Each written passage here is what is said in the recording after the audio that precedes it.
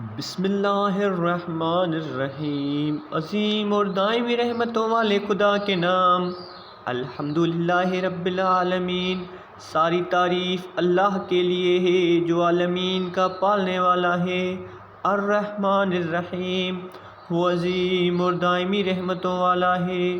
مالک یوم الدین، روز قیامت کا مالک و مختار ہے۔